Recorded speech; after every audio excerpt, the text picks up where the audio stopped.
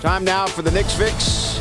As always, we say hello to Alan Hahn, but on Star Wars night, we're calling this Han Solo from the Squarespace studio. You like that, don't you? I've got a good feeling about this, Bill.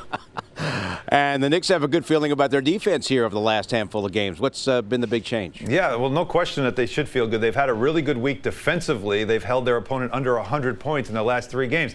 Now, before everybody flips out, I know the Lakers got to 100, but they did foul with 20 seconds left purposely to get the 2 free throws by Alex Caruso. So, all right, so it was 100, but still, 3 straight games of holding an opponent 100 points or fewer, which is very good. And they held the Cavaliers to 86 points on Monday, 90 points for the Sixers last Saturday.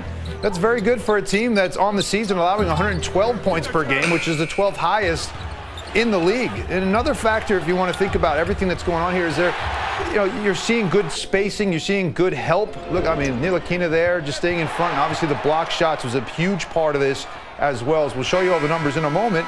They're also not fouling, and I think that's something also to keep in mind. The Knicks were fouling a ton. They haven't been fouling over the last few games. The numbers really show you something, though. That's the NBA rank now over the last 3 games. Small sample size, yes, but still worth showing you where it ranks. It shows you how well they are playing. The 92 points a game allowed. The defensive rating under 100, which is fantastic. The field goal percentage is, to me, the number you look at, especially the opponent's 3-point percentage, and the block shots we talked about at 6 blocks per game. So it's something that the Knicks certainly want to keep going. And against the Raptors team, that's a challenge because, remember, the Raptors put up 126 points against the Knicks in their first meeting of the season in late November. So we'll see if they can keep up the defense. Now, Toronto has the number 2 overall defense in the entire league. Pascal Siakam's had a lot to do with that, and he has been named an all-star starter, actually voted in as an all-star starter. Yeah, and it was a big thing for him, obviously, for Siakam, and what a story he has become. And remember, he was a late first-round pick for the Raptors, and then he was also somebody that had to play some time in the G League as well.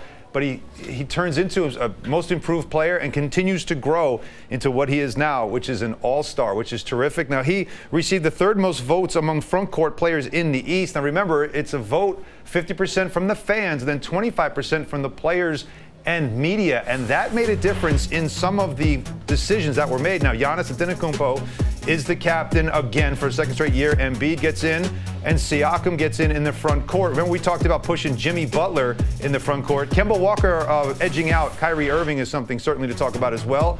LeBron James, once again the captain for the Western All-Star team, and he's got his teammate Anthony Davis there with Kawhi Leonard, Luka Doncic, and James Harden. And like we said, we talked differently about how the voting went, and I was pushing Jimmy Butler as somebody worthy of a starter because of how well he's played and how important he's been for Miami.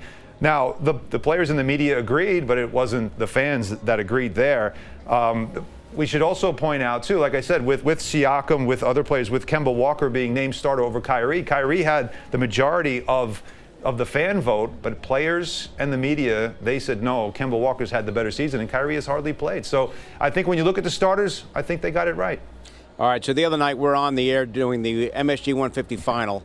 Zion Williamson's got 5 points. We say goodnight, end the show, get home, and find out that Williamson erupts for 17 straight points and finishes with 22 in his debut. It's like, where in the world did that come from? The whole league was watching this, and the whole league has been talking about it and continue to talk about what Zion Williamson did in his debut. It was absolutely spectacular, and it was really brief. You think about it, 22 points in 18 minutes. Now, keep in mind, it was a loss for the Pelicans, and he had mostly had a quiet game. He did get the start. They were playing him in 4 or 5 minute spurts, but the number 1 pick, when it mattered most, really started to shine. We show his first NBA points there. That's early in the game.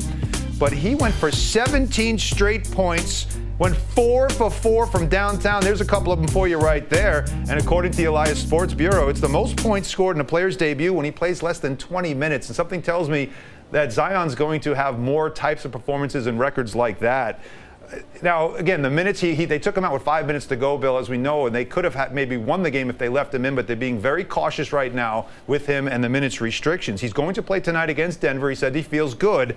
Now, R.J. Barrett is Zion's former Duke teammate, and they're very close friends as well. They didn't get to play against each other because Zion wasn't here. He was here, but he wasn't able to play when New Orleans came to the Garden. But they could be teammates in the Rising Stars game at All-Star Weekend if, of course, both are available to play. R.J. Barrett's still out with the ankle injury. And as Mike Miller said before the game, he's going to be reevaluated. Another opportunity to play against each other, that's in March when the Knicks go down to New Orleans. Okay, Alan, how about your stat of the night? Well, look, let's ask the question now. Can Zion win Rookie of the Year? Despite the fact that he's missed half the season, there are still 37 games left for him.